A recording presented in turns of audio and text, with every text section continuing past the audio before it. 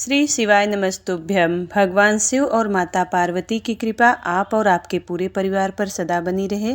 तो आज आप इस वीडियो में सुनेंगे शिव महापुराण कथा की 13वां अध्याय। तो भगवान शिव और माता पार्वती का ध्यान करते हुए इस पावन कथा का श्रवण करते हैं।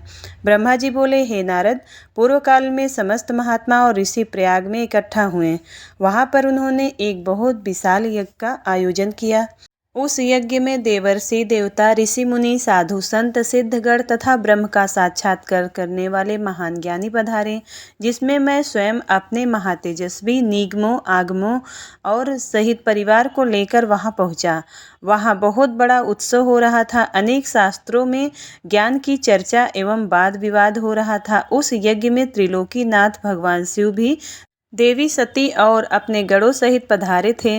भगवान शिव को वहां आया देख मैंने सभी देवताओं, ऋषि मुनियों ने उन्हें झुककर भक्ति भाव से प्रणाम किया तथा अनेक प्रकार से उनकी स्तुति की। भगवान शिव की आज्ञा पाकर सभी ने अपना आसन ग्रहण कर लिया। इसी समय प्रजापति दक्ष भी वहां आ पहुँचे। वे बड़े ही तेजस्वी थे। प्रजापति दक्ष ने मुझे प्रणाम करके अपना आसन ग्रहण कर लिया। वे ब्रह्मांड के अधिपति थे, इसी कारण उन्हें अपने पद का घमंड हो गया था। उनके मन में अहंकार ने घर कर लिया था और ब्रह्मांड के अधिपति होने के कारण वे सभी देवताओं के वंदनीय थे। सभी ऋषि मुनियों सहित देवर्षियों ने उन्हें मस्तक झुकाकर प्रजापति दक्ष को प्रणाम किया और उनकी स्तुति की और उनका आदर सत्कार किया। परंतु त्रिलोकीनाथ भगवान शिव शंभु ने न तो उन्हें प्रणाम किया और न ही अपने आसन से उठकर दक्ष का स्वागत किया। तब इस बात पर दक्ष क्रोधित हो गए। ज्ञान शून्य होने के कारण प्रजापति दक्ष ने क्रोधित नेत्रों से महादेव जी को देखा और सबको सुनाते हुए उच्च स्वर में कहने लगे। प्रजापति दक्ष बोले, सभी देवता, असुर, ब्राह्मण, ऋषि मुनि सभी मुझे नम्रता पूर्वक प्रणाम कर मेरे आगे सिर झुकाते हैं। ये सभी उत्तम भक्ति भाव से मेरी आराधना करते हैं। परंतु सदैव प्रेतों और पिशाचों से घिरा रहने वाला यह दुष्ट मनुष्य क्यों मुझे देखकर अनदेखा कर रहा है? शमशान में निवास करने वाला यह निर्लज्ज जीव क्यों मेरे सामने मस्तक नहीं झुकाता? भूतों पिशाचों का साथ करने के कारण क्या यह शास्त्रों की विधि भी भूल गया है? इसने नीति के मार्ग को भी कलंकित किया है। इसके साथ रहने वाले या इसकी बातों का अनुसरण करने वाले मनुष्य पाखंडी, दुष्ट और पाप का आचरण करने वाले होते हैं। वे ब्राह्मणों की बुराई करते हैं तथा स्त्रियों के प्रति आकर्षित होते हैं। यह रुद्र चारों वर्गों से पृथक और कुरूप है, इसलिए इस पावन यज्ञ से इसे बहिष्कृत कर दिया जाए। यह उत्तम कुल और जन्म से हीन है, अतः इसे यज्ञ में भाग न लेने दिया जाए। पुत्र क्रोध से विवेक समाप्त हो जाता है। दक्ष ने शिव के लिए अपशब्द कहते समय उसके परिणाम पर तनिक भी विचार नहीं किया। अहंकार के कारण वह शिव के स्वरूप को भूल गया। वह यह भी भूल गया कि आदिशक्ति ने जिसका तप द्वारा वर्ण किया है कोई साधारण मनुष्य, ऋषि या देव नहीं है। ब्रह्मा जी बोले, हे नारद, दक्ष की ये बातें सुनकर भृगु आदि बहुत से महर्षि रुद्रदेव को दुष्ट मानकर उनकी निंदा करने लगे। ये बातें सुनकर नंदी को बुरा लगा, उनका क्रोध बढ़ने लगा और वे दक्ष को श्राप देते हुए बोले कि हे महामूढ़, दुष्ट बुद्धि दक्ष, तू मेरे स्वामी देवाधिदेव महेश्वर को यज्ञ से निकालने वाला कौन होता है, जिसको स्मरण मात्र से यज्ञ सफल हो जाते हैं और तीर्थ पवित्र हो जाते हैं? तू उन महादेव जी को कैसे श्राप दे सकता है जो मेरे स्वामी निर्दोष हैं और तूने अपने स्वार्थ की सिद्धि के लिए उन्हें श्राप दिया है और उनका मजाक उड़ाया है? जिस सदाशिव ने इस जगत की सृष्टि की, इसका पालन किया और जो इसका संहार करते हैं, तू उन्हीं महेश्वर को श्राप देता है? नंदी के ऐसे वचनों को सुनकर प्रजापति दक्ष के क्रोध की कोई सीमा न रही। वे आग बबूला हो गए और नंदी समेत सभी रुद्रगणों को श्राप देते हुए बोले, अरे दुष्ट रुद्रगणों, मैं तुम्हें श्राप देता हूँ कि तुम सब वेदों से बहिष्कृत हो जाओ, तुम वैदिक मार्ग से भटक जाओ और सभी ज्ञानी मनुष्य तुम्हारा त्याग कर दे। तुम शिष्ट आचरण न करो और पाखंडी हो जाओ। सिर पर जटा, शरीर पर भस्म एवं हड्डियों के आभूषण धारण कर मद्यपान, शराब का सेवन करो। जब दक्ष ने शिव जी के प्रिय पार्षदों को इस प्रकार श्राप दे दिया तो नंदी बहुत क्रुद्ध हो गए। नंदी भगवान शिव के प्रिय पार्षद हैं। वे बड़े गर्व से दक्ष को उत्तर देते हुए बोले। नंदीश्वर ने कहा, हे दुर्बुद्धि दक्ष, तुझे शिव तत्व का ज्ञान नहीं है। तूने अहंकार में शिवगणों को श्राप दे दिया है। तेरे कहने पर भृगु आदि ब्राह्मणों ने भी अभिमान के कारण भगवान शिव का मजाक उड़ाया है। अतः मैं भगवान शिव के तेज के प्रभाव से तुझे श्राप देता हूँ कि तुझ जैसे अहंकारी मनुष्य जो सिर्फ कर्मों के फल को देखते हैं, वेदवाद में फंसकर रह जाते हैं और उनके वेद तत्व ज्ञान शून्य हो जाएगा। वे सदैव मोह माया में ही लिप्त रहेंगे। वे पुरुषार्थ विहीन होंगे और स्वर्ग को ही महत्व देंगे। वे क्रोधी व लोभी होंगे। वे सदा दान लेने में ही लगे रहेंगे। हे दक्ष, जो भी भगवान शिव की सामान्य देवता समझकर उनका अनादर करेगा, वह सदैव के लिए तत्व ज्ञान से विमुख हो जाएगा। वह आत्मज्ञान को भूलकर पशु के समान हो जाएगा। तथा यह दक्ष जो भी कर्मों से भ्रष्ट हो चुका है, इसका मुख बकरे के समान हो जाएगा। इस प्रकार बहुत गुस्से से भरे नंदी ने जब दक्ष और ब्राह्मणों को श्राप दिया तो वहाँ बहुत शोर मच गया। भगवान शिव मधुर बाड़ी में नंदी को समझाने लगे कि वे शांत हो जाए। प्रभु शिव बोले, नंदी, तुम तो परम ज्ञानी हो, तुम्हें क्रोध नहीं करना चाहिए। तुमने बिना कुछ जाने और समझे ही दक्ष या समस्त ब्राह्मण को कुल को श्राप दे दिया है। और सच्चाई तो यह है कि मुझे कोई भी श्राप छू भी नहीं सकता है। इसलिए तुम्हें अपने क्रोध पर नियंत्रण करना चाहिए था। किसी की बुद्धि कितनी ही दूषित क्यों ना हो, वह कभी वेदों को श्राप नहीं दे सकता। नंदी, तुम तो सिद्धों को भी तत्वज्ञान का उपदेश देने वाले हो। तुम तो जानते ही हो कि मैं ही यज्ञ हूँ और मैं ही यज्ञ कर्म हूँ। यज्ञ की आत्मा मैं ही हूँ। यज्ञ परायण यजमान भी मैं ही हूँ। फिर मैं कैसे यज्ञ से बहिष्कृत हो सकता हूँ? तुमने व्यर्थ ही ब्राह्मणों को श्राप दे दिया है। ब्राह्मण बोले, नारद, जब भगवान शिव ने अनेक प्रकार से नंदी को समझाया तो उनका क्रोध शांत हो गया। तब शिव जी ने अपने अन्य गणों व पार्षदों के साथ अपने निवास स्थान कैलाश पर्वत पर चले गए। क्रोध से भरे दक्ष भी ब्राह्मणों के साथ अपने स्थान पर चले गए, परंतु उनके मन में महादेव जी के लिए क्रोध एवं ईर्ष्या का भाव ऐसा ही रहा। उन्होंने शिव जी के प्रति श्रद्धा को त्याग दिया और उनकी निंदा करने लगे। दिन पर दिन उनकी ईर्ष्या बढ़ती जा रही थी। ब्रह्मा बोले, हे महर्षि नारद, इस प्रकार क्रोधित व अपमानित दक्ष ने कनखल नामक तीर्थ में एक बहुत बड़े यज्ञ का आयोजन किया। उस यज्ञ में उन्होंने सभी देवर्षियों, महर्षियों तथा देवताओं को दीक्षा देने के लिए बुलाया। अगस्त, कश्यप, अत्रि, वामदेव, भृगु, दधीचि, भगवान व्यास, भारद्वाज, गौतम, पैल, पराशर, गर्ग, भार्गव, कुकुस, शीत, सुमंतु, त्रिक, कंक और वैशंख पायन सहित अनेक ऋषि मुनि अपनी पत्नियों व पुत्रों सहित प्रजापति दक्ष के यज्ञ में सम्मिलित हुए। समस्त देवता अपने देवगणों के साथ प्रसन्नता पूर्वक यज्ञ में गए। अपने पुत्र दक्ष की प्रार्थना स्वीकार करके मैं विश्व सृष्टा ब्रह्मा और वैकुंठ लोक से भगवान विष्णु भी उस यज्ञ में पहुँचे। वहाँ दक्ष ने सभी पधारे हुए अतिथियों का खूब आदर सत्कार किया। उस यज्ञ के स्थान का निर्माण देवताओं के शिल्पी विश्वकर्मा द्वारा किया गया था। विश्वकर्मा ने बहुत से दिव्य भवनों का निर्माण किया। उन भवनों में दक्ष ने यज्ञ पधारे अतिथियों को ठहराया। दक्ष ने भृगु ऋषि को ऋतिज्य बनाया और भगवान विष्णु यज्ञ के अधिष्ठाता थे। इस विधि को मैंने ही बताया। दक्ष सुंदर रूप धारण कर यज्ञ मंडल में उपस्थित था। उस महान यज्ञ में 88,000 ऋषि एक साथ हवन कर सकते थे। 64,000 देवर्षि मंत्रों का उच्चारण कर रहे थे। सभी सहित यज्ञ में पधारे थे। कौतुक और मंगलाचार का दक्ष ने यज्ञ की दीक्षा ली, परंतु उस दुरात्मा दक्ष ने त्रिलोकीनाथ करुणानिधान भगवान शिव को यज्ञ के लिए निमंत्रण नहीं भेजा था, न ही अपनी पुत्री सती को ही बुलाया था। दक्ष अनुसार भगवान शिव कपालधारी हैं, इसलिए उन्हें यज्ञ में स्थान देना गलत है। सती भी शिव जी की पत्नी होने के कारण कपाली भार्या हुई, अतः उन्हें भी बुलाना पूर्णतः अनुचित था। दक्ष का यज्ञ महोत्सव अत्यंत धूमधाम एवं हर्ष उल्लास से आरंभ हुआ। सभी ऋषि मुनि अपने अपने कार्य में संलग्न हो गए। तभी वहाँ महर्षि दधीचि पधारे। उस यज्ञ में भगवान शंकर को न पाकर दधीची बोले, हे श्रेष्ठ देवताओं और महर्षियों, मैं आप सभी को श्रद्धापूर्वक नमस्कार करता हूँ। हे श्रेष्ठ जनों, आप सभी यहाँ इस महान यज्ञ में पधारे हैं। मैं आप सबसे यह पूछना चाहता हूँ कि मुझे इस यज्ञ में त्रिलोकीनाथ भगवान शंकर कहीं भी दिखाई नहीं दे रहे हैं। उनके बिना यह यज्ञ मुझे सूना लग रहा है। उनकी अनुपस्थिति से यज्ञ की शोभा कम हो गई है।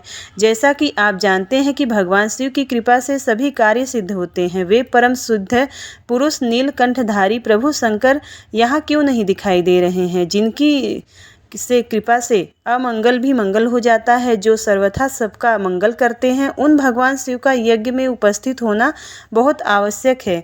इसलिए आप सभी को यज्ञ के सकुशल पूर्ण हो जाने के लिए परम कल्याणकारी भगवान शिव को अनुनय विनय कर इस यज्ञ लाना चाहिए और तभी इस यज्ञ की पूर्ति हो सकती है। इसलिए आप सभी श्रेष्ठ जन तुरंत कैलाश पर जाएं और भगवान शिव और देवी सती को यज्ञ में लेकर आएं। उनके आने से यह यज्ञ पवित्र हो जाएगा। वे परम पुण्यमयी हैं। उनके यहाँ आने से यह यज्ञ पूरा हो सकता है। महर्षि दधीची की बातों को सुनकर दक्ष हंसते हुए बोला कि भगवान विष्णु देवताओं के मूल हैं, अतः मैंने उन्हें सादर यहाँ बुलाया है।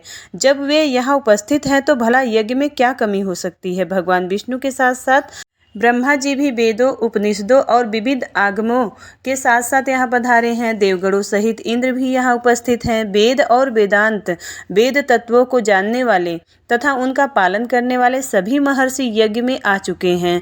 जब सभी देवगण एवं श्रेष्ठ जन यहाँ उपस्थित हैं तो रुद्रदेव को यहाँ क्या आवश्यकता है।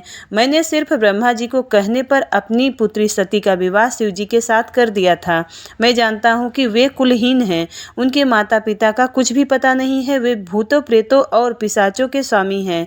वे स्वयं ही अपनी प्रशंसा करते हुए वे मूढ़, जड़, मौनी और ईर्ष्यालु होने के कारण यज्ञ में बुलाए जाने के योग्य नहीं है। अतः दधीची जी, आप उन्हें यज्ञ में बुलाने के लिए न कहें। आप सब ऋषि मुनि मिलकर अपने सहयोग से मेरे इस यज्ञ को सफल बनाएं। दक्ष की बात सुनकर दधीची मुनि बोले, हे दक्ष, परम कल्याणकारी भगवान शिव को यज्ञ में न बुलाकर तुमने इस यज्ञ को पहले ही भंग कर दिया है। यह यज्ञ कहलाने के लायक ही नहीं है। तुमने भगवान शिव को निमंत्रण न देकर उनकी अवहेलना की है, इसलिए तुम्हारा विनाश निश्चित है। यह कहकर दधीची वहां से अपने आश्रम चले गए। उनके पीछे पीछे भगवान शिव का अनुसरण करने वाले सभी ऋषि मुनि भी वहां से चले गए। दक्ष के समर्थकों ने यज्ञ छोड़कर गए ऋषि मुनियों के प्रति व्यंग्य भरे वचनों का प्रयोग किया। इस प्रकार प्रसन्न होकर दक्ष बोलने लगे कि यह बहुत अच्छी बात है कि मंदबुद्धि और मिथ्यावाद में लगे दुराचारी मनुष्य सभी इस यज्ञ को त्याग करके स्वयं ही चले गए हैं। भगवान विष्णु और ब्रह्मा जी को भी सभी वेदों के ज्ञाता हैं और वेद तत्वों से परिपूर्ण हैं, इस यज्ञ में उपस्थित हैं। ये ही मेरे यज्ञ को सफल बनाएंगे। ब्रह्मा जी बोले कि दक्ष की ये बातें सुनकर वे सभी शिव माया से मोहित हो गए। सभी देवर्षि आदि देवताओं का पूजन करने लगे। इस प्रकार यज्ञ पुनः आरंभ हो गया। मुनिश्रेष्ठ, इस प्रकार वहाँ यज्ञ स्थल पर रुके अनेक देवर्षि और मुनि वहाँ पुनः यज्ञ को पूर्ण करने हेतु पूजन करने लगे। ब्रह्मा जी कहते हैं कि जिस समय देवता और ऋषिगण दक्ष के यज्ञ में भाग लेने उत्सव करते हुए जा रहे थे, उस समय दक्ष की पुत्री सती अपने सखियों के साथ गंधमादन पर्वत पर धारागृह में अनेक क्रीड़ाएं कर रही थी। सती ने देखा कि रोहिणी के साथ चंद्रमा कहीं जा रहे थे। तब सती ने अपनी प्रिय सखी विजया से कहा कि विजय, जल्दी जाकर पूछो कि देवी रोहिणी और चंद्र कहाँ जा रहे हैं। जब विजया दौड़कर चंद्रदेव के पास गई और उन्हें नमस्कार करके उनसे पूछा कि हे चंद्रदेव, आप कहाँ जा रहे हैं। चंद्रदेव ने उत्तर दिया कि वे दक्ष द्वारा आयोजित यज्ञ में निमंत्रित हैं, अतः वही जा रहे हैं। यज्ञोत्सव के बारे में सुनकर देवी विजया तुरंत देवी सती के पास आई और सारी बातों से सती को अवगत कराया। तब देवी सती को बड़ा आश्चर्य हुआ कि ऐसी क्या बात है जो पिताजी ने यज्ञोत्सव के लिए अपनी बेटी दामाद को निमंत्रण तो दूर सूचना भी नहीं दी। बहुत सोचने पर उनके समझ में कुछ नहीं आ सका। असमंजस की स्थिति में वे पति महादेव जी के पास गई और उनसे कहने लगी। सती बोली, हे महादेव जी, मुझे ज्ञात हुआ है कि मेरे पिता श्री दक्ष ने एक बड़े यज्ञोत्सव का आयोजन किया है जिसमें उन्होंने सभी देवर्षियों, महर्षियों एवं देवताओं को आमंत्रित किया है। सभी देवता और ऋषिगण वहां एकत्रित हो चुके हैं। हे प्रभु, मुझे बताइए कि वहां क्यों नहीं जा रहे हैं? आप सभी सुहृदयों से मिलने को हमेशा आतुर रहते हैं। आप भक्त वत्सल हैं प्रभु।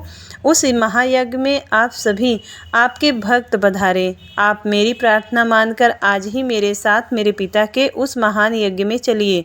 सती इस प्रकार भगवान शंकर से यज्ञशाला में चलने की प्रार्थना करने लगी। सती की प्रार्थना सुनकर भगवान महेश्वर बोले कि हे देवी, तुम्हारे पिता दक्ष मेरे विशेष द्रोही हो गए हैं। वे मुझसे बैर की भावना रखते हैं, इसी कारण उन्होंने मुझे निमंत्रण नहीं दिया है। और जो भी बिना बुलाए दूसरों के घर जाते हैं वे मरण से भी अधिक अपमान पाते हैं। हे देवी, उस यज्ञ में सभी अभिमानी, मूढ़ और ज्ञान शून्य देवता और ऋषि ही हैं। उत्तम व्रत का पालन करने वाले और मेरा पूजन करने वाले सभी ऋषि मुनियों और देवताओं ने उस महायज्ञ का त्याग कर दिया है तथा अपने अपने धाम को वापस चले गए हैं। अतः प्रिय, हमारा उस यज्ञ में जाना अनुचित नहीं है। वैसे भी बिना बुलाए जाना अपना अपमान कराना है। शिव जी के इन वचनों को सुनकर देवी सती क्रुद्ध हो गई और शिव जी से बोली, हे प्रभु, आप तो सबके परमेश्वर हैं। आपके उपस्थित होने से यज्ञ सफल हो जाते हैं। आपको मेरे दुष्ट पिता ने आमंत्रित नहीं करके आपका अपमान किया है। भगवान, मैं ऐसा करने का प्रयोजन जानना चाहती हूँ कि क्यों मेरे पिता ने आपका अनादर किया है। इसलिए मैं अपने पिता के यज्ञ में जाना चाहती हूँ ताकि इस बात का पता लगा सकूँ। अतः प्रभु, आप मुझे आज्ञा प्रदान करें। देवी सती के क्रोधित शब्दों को सुनकर भगवान शंकर बोले, हे देवी, यदि तुम्हारी इच्छा वहां जाने की है तो मैं तुम्हें आज्ञा देता हूं कि अपने पिता के यज्ञ में जाओ। नंदीश्वर को सजाकर उस पर चढ़कर अपने संपूर्ण वैभव के साथ अपने पिता के यहाँ जाओ। शिव जी की आज्ञा मानकर देवी सती ने उत्तम श्रृंगार किया और अनेक प्रकार के आभूषण धारण करके सती अपने पिता के घर की ओर चल दी। उनके साथ शिवजी ने 60,000 रौद्रगणों को भी भेजा। वे सभी गण उत्सव और रचाकर देवी का गुणगान करते हुए दक्ष के घर की ओर जाने लगे। शिवगणों ने पूरे रास्ते शिव शिवा के यश का गान किया। उस यात्रा काल में जगदम्बा बहुत शोभा पा रही थी। उनकी जय जयकार से सारी दिशाएं गूंज रही थी। ब्रह्मा जी बोले, हे नारद, दक्ष कन्या देवी सती उस स्थान पर गई जहाँ महान यज्ञोत्सव चल रहा था, जहाँ देवता, असुर और मुनि, साधु संत अग्नि मंत्रोच्चारण के साथ आहुतियां डाल रहे थे। सती ने अपने पिता के घर में अनेक आश्चर्यजनक बहुमूल्य वस्तुएं देखी। अनेक मनोहारी और उत्तम आभा से परिपूर्ण धन धान्य से युक्त दक्ष का भवन अनोखी शोभा पा रहा था। देवी सती नंदी के उतरकर और अकेली ही यज्ञशाला के अंदर चली गई। सती को वहां देखकर उनकी माता और बहनें बहुत प्रसन्न हुई और देवी सती का खूब आदर सत्कार करने लगी, परंतु उनके पिता दक्ष ने उनको देखकर कोई खुशी जाहिर न की और न ही उनकी तरफ ध्यान दिया। दक्ष के भय से ही अन्य लोगों ने भी देवी सती का आदर नहीं किया। सभी के व्यवहार में तिरस्कार देखकर देवी सती को बहुत आश्चर्य हुआ। फिर भी उन्होंने अपने माता पिता के चरणों में मस्तक झुकाया। देवी सती ने यज्ञ में सभी देवताओं का अलग अलग भाग देखा। जब सती को अपने पति का, भगवान शिव का भाग वहां दिखाई नहीं दिया तो उन्हें बहुत क्रोध आया। अपमानित होने के कारण देवी सती दक्ष को बोली, प्रजापति, आपने परम मंगलकारी भगवान शिव को इस यज्ञ में क्यों नहीं बुलाया, जिनकी उपस्थिति से ही सारा जगत पवित्र हो जाता है। भगवान शिव यज्ञ वेत्ताओं में श्रेष्ठ हैं। वे ही यज्ञ के अंग हैं, वे ही यजमान हैं। जब सब कुछ वे ही हैं तो उनके बिना इस महायज्ञ की वे सिद्धि कैसे हो सकती है। उनके बिना तो यह यज्ञ अपवित्र। आपने भगवान शिव को सामान्य समझकर अपना घोर अनादर किया है। शायद आपकी बुद्धि के भ्रष्ट हो जाने के कारण ही ऐसा हुआ है। मुझे तो यह समझ में नहीं आ रहा है कि बिना भगवान शिव के आए ये विष्णु और ब्रह्मा सहित सभी ऋषि मुनि इस यज्ञ में कैसे आ गए। तब देवी सती मेरे सम्मुख खड़ी हुई और विष्णु सहित सभी उपस्थित देवताओं एवं ऋषियों और मुनियों को डांटने लगी और उन्हें बहुत फटकारा। ब्रह्मा जी बोले, हे मुनि श्रेष्ठ नारद, क्रोध से भरी देवी जगदम्बा ने अत्यंत दुखी मन से हम सभी देवता और मुनियों को बहुत सी बातें सुनाए। देवी सती की बातें सुनकर कोई भी कुछ नहीं बोला, परंतु उनके पिता दक्ष उनके वचनों से बहुत अधिक क्रोधित हो गए और इस प्रकार बोले। दक्ष ने कहा, हे पुत्री सती, तुम्हारे इस प्रकार के वचनों से क्या लाभ होगा? तुम बिना बात के सभी का अपमान कर रही है। वैसे भी तुम्हें यहाँ आने का कोई निमंत्रण नहीं दिया था, तो तुम क्यों चली आई? तुम यहाँ खड़ी रहो या वापस चली जाओ, तुम्हारी इच्छा है। वैसे भी यहाँ उपस्थित सभी देवता और ऋषि मुनि यह जानते हैं कि तुम्हारे पति शिव अमंगलकारी है। उन्हें वेदों से बहिष्कृत किया गया है। वे भूतों, प्रेतों तथा पिशाचों के स्वामी हैं। उन्होंने बहुत बुरा वेश धारण किया है, इसलिए मैंने रुद्र को इस महायज्ञ में नहीं बुलाया है। मैंने बिना सोचे समझे ब्रह्मा जी के कहने पर तुम्हारा विवाह उनसे कर दिया, नहीं तो शिव इस योग्य नहीं है कि उनसे किसी भी प्रकार से कोई संबंध बनाया जाए। अब तुम आ ही गई हो तो स्थान ग्रहण कर लो, आगे तुम्हारी जैसी इच्छा, हमारा कोई आग्रह नहीं है। दक्ष की ये बातें सुनकर उनकी दुहिता सती ने अपने पति की बुराई करने वाले अपने पिता को देखा तो उनके मन में रोष बढ़ गया। वे क्रोध से भर गई। तब वे मन ही मन विचार करने लगी कि अब मैं शिवजी के सामने कैसे जाऊंगी। यदि किसी तरह उनके पास चली भी गई तो उनके द्वारा यज्ञ का समाचार पूछने पर क्या कहूंगी। यह सब सोचकर वे अपने पिता दक्ष से बोली, जो त्रिलोकी नाथ करुणा निधान महादेव जी की निंदा करता है अथवा सुनता है, वह हमेशा के लिए नरक में जाता है। अर्थात जब तक सूर्य और चंद्रमा का अस्तित्व है उसे नरक भोगना पड़ता है। इस प्रकार देवी सती को वहां आने पर बहुत पश्चाताप हो रहा था। अपने पति भगवान शिव की अवहेलना को वह सहन नहीं कर पा रही थी। वे अपने पिता दक्ष सहित अन्य देवताओं से कहने लगी। देवी सती बोली, तुम सभी भगवान शिव के निंदक हो। तुमने उनकी अवहेलना होते देखकर प्रभु शिव का अपमान किया है। इस पाप का फल तुम सभी को अवश्य भोगना पड़ेगा। जो लोग भक्ति और ज्ञान से विमुख हैं वे यदि ऐसा कार्य करें तो कोई आश्चर्य नहीं होता, परंतु जिन लोगों ने अज्ञान के अंधेरों को दूर कर अपने ज्ञान चक्षुओं को खोल लिया है, जो महात्माओं के चरणों की धूल से अपने को शुद्ध किया और पवित्र कर चुके हैं, उन्हें किसी और से बैर भाव रखना, ईर्ष्या करना और निंदा करना कतई शोभा नहीं देता। भगवान के श्री चरणों का ध्यान करते हुए उनका 2 अक्षर का नाम शिव उच्चारण करने से ही सारे पाप धुल जाते हैं। तुम मूर्खता के बस में होकर उन्हीं भगवान का अनादर कर रहे हो। उनसे द्रोह करके तुम्हें कुछ भी हासिल नहीं होगा। उदार भावना भगवान जी जटा और कपाल धारण किए श्मशान में भूतों के साथ प्रसन्नता पूर्वक रहते हैं। वे शरीर पर भस्म लगाएं और गले में नरमुंडों की माला धारण करते हैं, फिर भी मनुष्य उनके चरणों की धूल अपने माथे पर लगाते हैं, क्योंकि वे साक्षात परमेश्वर हैं। वे परम ब्रह्म परमात्मा है। वे ऐश्वर्य से सदा ही दूर रहते हैं। जो ऐसे महापुरुष की निंदा करता है उनके जीवन को धिक्कार है। मैंने भी तुम्हारे द्वारा की गई पति भगवान शिव की निंदा को सुना है, इसलिए मैं अपने शरीर को त्याग दूंगी। इस यज्ञ की अग्नि में प्रवेश कर मैं भस्म हो जाऊंगी। मैंने अपने प्रिय पति भगवान शिव का अनादर देख भी लिया है और उनके प्रति अपने पिता के कटु वचनों को भी सुन लिया है, अतः मैं इस जीवन का क्या करूं? इस समय पूर्णतः असमर्थ हूं। इस यज्ञशाला में जो भी शक्तिवान और सामर्थ्यवान पुरुष हो, वह भगवान शिव की उपेक्षा करने वाले और उन्हें बुरा और अमंगलकारी कहने वाले की जीभ काट दे, तभी वह शिव निंदा सुनने के पाप से बच सकता है। जो ऐसा करने में समर्थ न हो तो उसे अपने दोनों कानों को बंद करके यहाँ से तुरंत चले जाने चाहिए, तभी वह दोष मुक्त होगा। फिर देवी सती अपने पिता दक्ष की ओर मुख करके बोली, जब मेरे पति महादेव जी मुझे आपके साथ संबंध होने के साथ दाक्षायणी कहकर पुकारेंगे तो मैं कैसे कुछ कह पाऊंगी।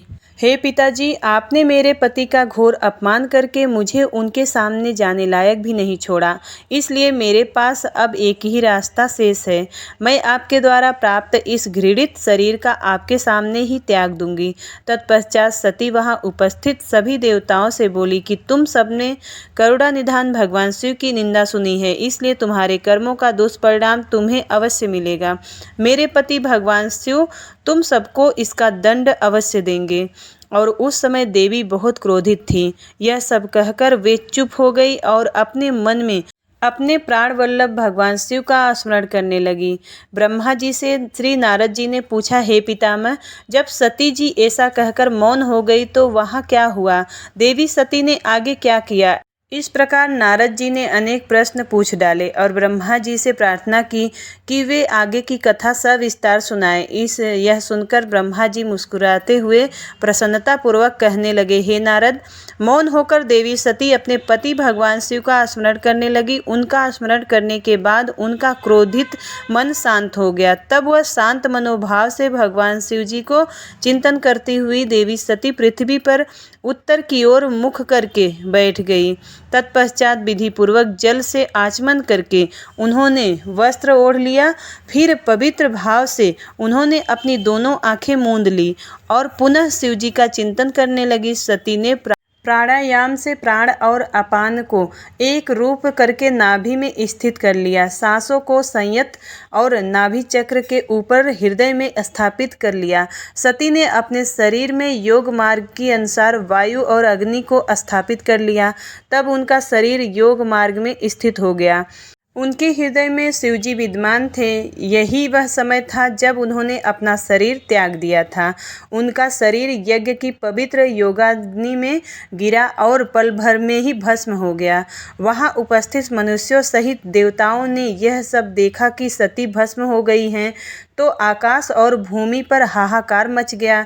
यह हाहाकार सभी को भयभीत कर रहा था। सभी लोग कह रहे थे कि किस दुष्ट के दुर्व्यवहार के कारण भगवान शिव की पत्नी सती अपनी देह का त्याग कर दिया। तो कुछ लोग दक्ष की दुष्टता को धिक्कार रहे थे, जिसके व्यवहार से दुखी होकर देवी सती ने यह कदम उठाया था। सभी सत्पुरुष उनका सम्मान करते थे। उनका हृदय असहिष्णु था। उन्होंने ऐसी महान देवी और उनके पति करुणा निधान भगवान शिव का अनादर और निंदा करने वाले दक्ष को भी कोसा। सभी कह रहे थे कि दक्ष ने अपनी ही पुत्री को प्राण त्यागने के लिए मजबूर किया है, इसलिए दक्ष अवश्य ही महानरक में जाएगा और पूरे संसार में उसका अपयश होगा। दूसरी ओर देवी सती के साथ पधारे सभी शिवगणों ने यह सब दृश्य देखा तो उनके क्रोध की कोई सीमा न रही। वे तुरंत अपने अस्त्र शस्त्र लेकर दक्ष को मारने के लिए दौड़े।